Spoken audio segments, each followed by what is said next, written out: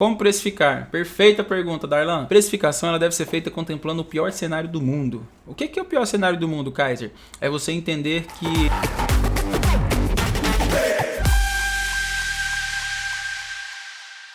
Bom, uma pergunta muito boa aqui de Inesilda Cruz. Para vender no iFood, eu preciso de estoque? Como funciona? Isenilda, o iFood ele é uma plataforma, ele é um marketplace que ele vai fazer meio que a divulgação de um serviço teu, né? Que é um serviço de comida, um serviço de produção de comida e tudo mais. Inclusive, eu acho que hoje é uma das maneiras mais fáceis, assim, uma das maneiras mais fáceis, que existem várias outras, uma das maneiras mais fáceis de você encontrar, de você começar a ganhar dinheiro com uma facilidade, porque muitas pessoas conseguem fazer isso de uma maneira até, vou dizer, até assim, sem muito investimento. Vou dar um exemplo para vocês. Aqui na minha cidade, o Brian ama churros, tá? Se tiver alguém de Valadares aí, presta atenção. O Brian ama churros. Se deixar, o Brian quer comer churros todo dia. E tinha uma empresa no iFood que pedia, que tinha lá, tinha churros. E sabe o que é interessante, gente? Que, por exemplo, uma máquina de churros, olha como que é simples, sabe? Uma máquina de churros, é uma maceira de churros ali, R$367, parcela em 12 vezes de R$30. 12 vezes de R$30. Não tem mais, tá? A pessoa que vende churros em Valadares. Então hoje não tem mais ninguém vendendo churros no iFood, né? E já tá aí uma chave para vocês, tá? Que tem como você identificar, abre o iFood da sua cidade e dá uma olhada, tipo assim, o que é que você sabe fazer que às vezes não está sendo oferecido lá. Às vezes você faz o melhor salgado da cidade, às vezes você faz o melhor disso. E aí a gente fala assim, poxa, Kaiser, mas o iFood cobra uma taxa cara. Olha, ele cobra uma taxa cara, se eu não me engano ele chega a cobrar 17% do valor que você vende. Deixa eu ensinar uma coisa para vocês, precificação. Precifica o seu produto de uma maneira que você consegue pagar isso, você consegue pagar imposto e ainda assim você tenha lucro. Quem tem sonho de empreender, quer ter o seu próprio negócio e ainda não fez nada sobre esse negócio. Eu tô pensando em fazer tipo uma semana só de ideias, assim, porque eu não sei se vocês lembram, uma das primeiras lives que eu fiz no ano passado, era uma live que a gente estava fazendo ela explicando sobre um plano de negócio, o que eu faria se eu tivesse X. Tá? Qual é o negócio que eu montaria se eu tivesse X? E aí eu fiz um business plan, né? Tipo um plano de negócio assim, online, assim, ao vivo aqui com a galera, sobre montar um lava-jato. Só que esse lava-jato seria, primeiro eu começaria usando os próprios produtos do cliente, usando tudo do cliente e só a minha mão de obra, eu indo na casa do cliente. Depois que eu tivesse alcançado um dinheiro com isso, usando o NPS, que é você pedir indicação de cliente, anotem, NPS, é muito importante. Aí eu iria começar a comprar outros materiais, daqui a pouco eu colocaria pessoas para trabalhar comigo também, e etc, etc. E depois eu ia acabar fazendo alguma outra coisa, comprar um carro, se não tivesse um carro, ia fazer um Uber, ia fazer alguma outra coisa, tá. No dia que eu fui falar lá no Marcha para Jesus, que para mim já foi uma coisa inimaginável, ir subir ao palco do Marcha para Jesus e dar uma palavrinha lá, isso foi muito doido para mim e surpreendente. Eu peguei um Uber lá no hotel, tava saindo do hotel no centrão de São Paulo, peguei um Uber, chegando no Marcha para Jesus, o motorista do Uber tava tremendo assim, mano. Aí ele falou assim, se você importa, se eu posso tirar uma foto com o senhor e tal? Eu falei assim, que senhor, mano? Que é nóis, velho.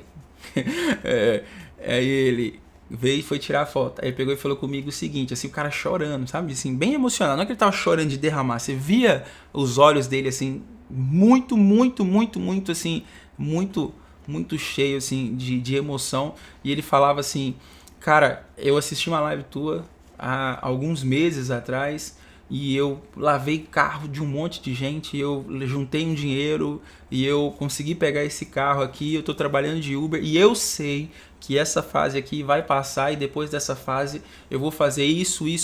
O cara já tinha todo o plano de negócio dele baseado naquilo que eu tinha falado aqui na live, gente. Ele pegou, se inspirou naquilo e ele fez aquilo ali acabar se tornando real, acabar acontecendo e fazendo aquilo ali de fato se tornar realidade. E eu fiquei muito feliz. muito feliz mesmo. E eu quero sempre compartilhar com vocês aí oportunidades. Esse negócio que eu acabei de falar com vocês sobre Chuque aqui, né, sobre sacolé, geladinho, din-din, seja lá qual for o nome na tua cidade, é uma oportunidade simples e tem muitas outras. Como eu disse para vocês, eu em breve vou ensinar o Brian como ele montar o próprio negócio dele. Eu ainda não decidi qual é o primeiro negócio que o Brian vai ter. Ainda não entendi, não escolhi. Ô Brian, olha as ideias do Brian. Eu falei, Brian, você vai ter sua primeira empresa e tal, você vai fazer isso. Aí o Brian, ok pai, beleza, eu vi aqui, o Brian é ninja, gente, o Brian é muito inteligente. O Brian falou assim, eu preciso de... O Brian falou assim, pai, eu já decidi. Nós vamos comprar uma franquia da loja tal e colocar ela no shopping. Eu falei, ô menino, você tá doido? Ué, se você colocar franquia no shopping, você tem 12 anos de idade, mano.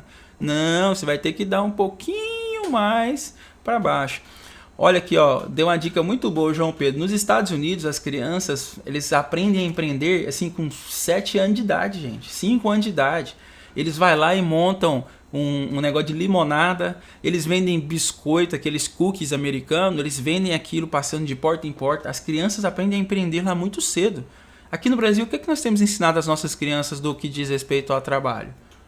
A gente ensina elas o quê? Não, só brinca, aproveita o máximo que você puder, depois vai para a escola, depois estuda bastante, depois faz uma faculdade, depois vai passar no concurso público e vai ganhar R$2.000 por mês. Ontem eu estava lá, eu fui visitar Cabo Frio e o cliente que eu fui visitar é um cliente da Cápsula, tá? Um produtor. Ele faturou no ano passado R$5 milhões. É um cara sensacional. E ele agora vai se tornar meu sócio, tá? E uma coisa louca que vocês vão ficar chocados aqui. Ele gravou ontem um testemunho falando sobre a cápsula, né? Com as palavras dele, como que era a vida dele, como que ele conheceu a cápsula, como que foi mudando. E olha que doideira, ele falou assim, cara, minha mãe lutou muito. Ele falou assim, eu sou filho de caseiro, não sei o que. Depois vocês vão ver o vídeo, mas eu já tô dando um spoiler pra vocês. E ele falou assim, minha mãe lutou muito para que eu pudesse fazer uma faculdade, para que eu pudesse fazer isso. E eu trabalhei em loja de roupa, juntei dinheiro para poder fazer uma faculdade. Fiz a faculdade para poder trabalhar em plataforma de petróleo embarcado. E eu trabalhava em plataforma de petróleo embarcado, ganhando R$2.000 por mês. Ficava 14 dias fora. E quando eu voltava depois, para passar um tempo em casa, eu tinha que passar às vezes uma semana estudando, porque eu era obrigado a fazer cursos. Olha que doideira que o cara falou. E aí ele conta como que foi a experiência dele ao entrar para o marketing digital, ao entrar para a internet. Aí depois vocês vão ver o testemunho dele. Mano, eu fiquei chocado com o testemunho dele. E ele já estamos há bastante tempo conversando sobre a possibilidade dele. A gente vem falando sobre a possibilidade dele virar meu sócio, né? E aí ontem a gente meio que bateu o martelo nisso. E foi legal demais ir tomar café da manhã na casa dele. Eu até falei assim, acho que eu vou sair tomando café na casa da galera do 6 em 1 também. E foi muito da hora a gente tomar café na casa dele. E ele daqui a pouco ele deve mudar para Valadares também. E vocês vão conhecer mais dele. E é um cara que... Aí eu perguntei ele, tá, mas e aí, o que mudou na sua vida, né? Tipo... Aí ele falou assim, cara, há uma palavra, liberdade. Eu tenho liberdade de tempo, liberdade de dinheiro, liberdade disso, liberdade daquilo. Agora você imagina, o cara ganhava R$2.000 por mês, mano, fez faculdade, fez isso, fez aquilo. O modelo tradicional de ensino, eu não sei se ele é o melhor, sabe? Eu não sei se ele é o extraordinário, eu não sei se ele é aquele que vai fazer a parada acontecer. Como precificar? Perfeita pergunta, Darlan. Precificação ela deve ser feita contemplando o pior cenário do mundo. O que é o pior cenário do mundo, Kaiser? É você entender que, por exemplo, quando você vai montar um negócio, às vezes você vai começar com uma alíquota de imposto de 5%. Só que essa alíquota, depois de você faturar Y, ela vai ir para 25%. Então, o que você faz na sua precificação? Você já precifica como se fosse 25%. O que quer dizer que enquanto não é 25%, você consegue ter uma margem superior. E quando se tornar 25%, você já tinha se preparado para aquele cenário. Se prepara para o pior. Quem se prepara para o pior, o que vier é lucro para ele. Então, eu me preparei para o pior. E sabe por que é importante se preparar para o pior? Olha um fato curioso sobre se preparar pelo pior. Quando eu fui fazer a precificação dos produtos da cápsula, o dólar estava na casa dos R$3,40, R$3,50. Só que sabe quanto que eu coloquei o dólar na hora de fazer a precificação? R$5. Sabe por que eu coloquei R$5? Porque eu falei, mano, vai ser muito difícil o dólar passar de R$5. E aí, beleza, o dólar passou de R$5. O dólar tá quase R$6. E aí você fala assim, aí teoricamente eu teria que já atualizar o meu preço, né? Já mudar. Só que não, gente. Eu fiquei, acho que 1 ano e pouco cobrando com dólar a R$5, como se o dólar fosse a R$5, porque todas as matérias-primas são importadas. Então eu fiquei colocando, já precificando como se fosse R$5. E por eu já ter precificado como se fosse R$5 e estava R$3,40, eu tenho uma gordura que é um tempo que me permite passar e aguentar para mudar as coisas, né? Para mudar a precificação sem impactar o mercado. Agora, no momento em que vivemos, em momento que as pessoas acreditam em uma crise, por que as pessoas acreditam numa crise? Porque existe uma crise de saúde. Não existe crise financeira ainda, mas ela vai existir, tá? Então, assim, as pessoas acreditam nisso porque eles ficam se alimentando de fontes erradas, elas ficam vendo notícias e essas notícias estão fazendo o quê? Estão só colocando medo na mente dela. Filtra aquilo que entra na sua mente, filtra.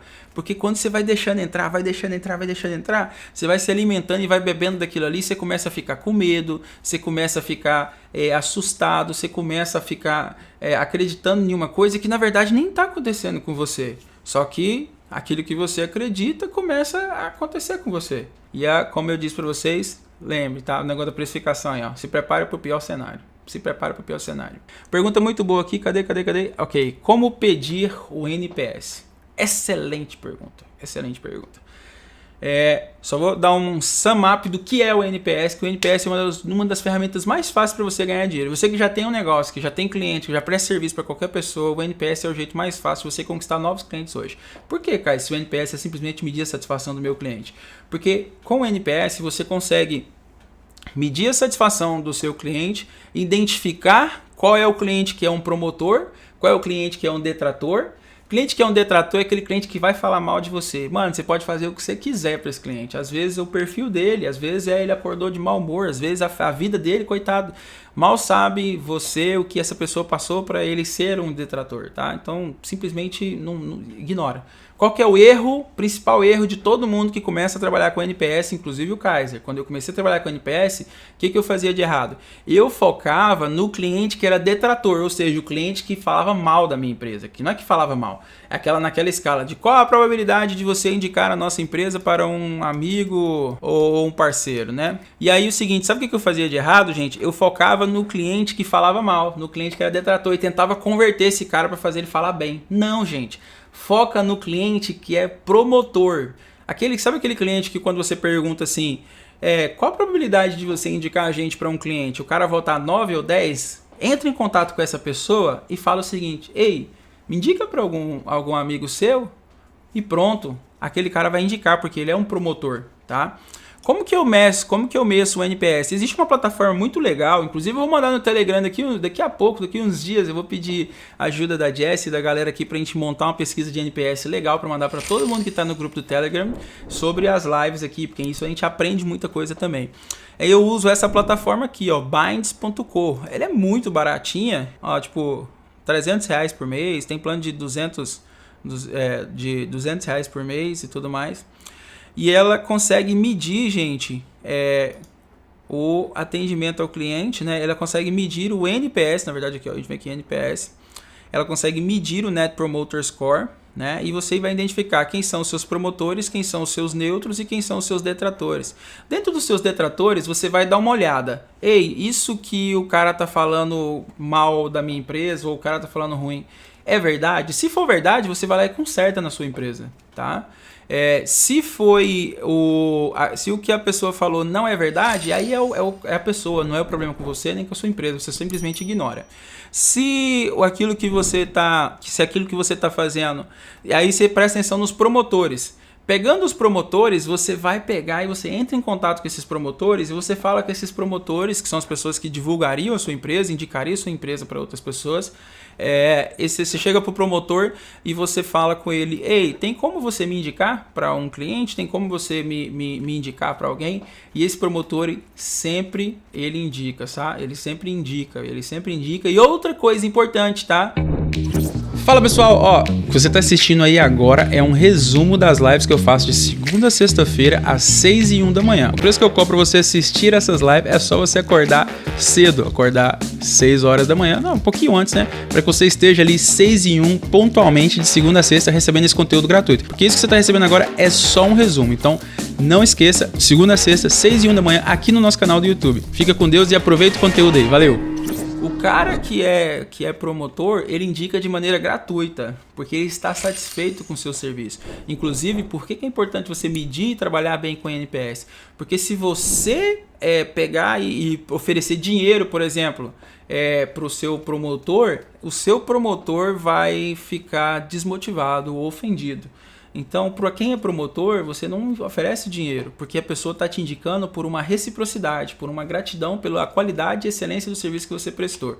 Tem gente que me perguntou, Kaiser, essa empresa é paga, tem como a gente encontrar, tem como fazer isso de uma maneira gratuita? Tem, gente, Google Forms. Você vai lá no Google Forms, você consegue criar lá uma pesquisa de NPS, e entre NPS também tem eNPS, que é o de quem trabalha para dentro da sua empresa. Eu faço muita pesquisa para quem trabalha dentro da minha empresa, para identificar qual é o nível de satisfação e de felicidade da pessoa de trabalhar ali.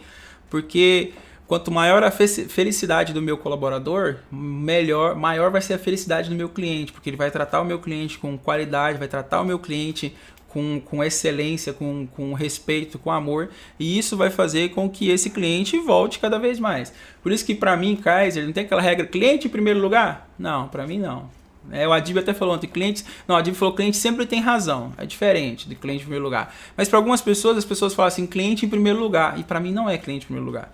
Para mim é meu time em primeiro lugar, primeiro meus colaboradores, depois o meu cliente e depois os meus investidores. Por que eu uso essa lógica?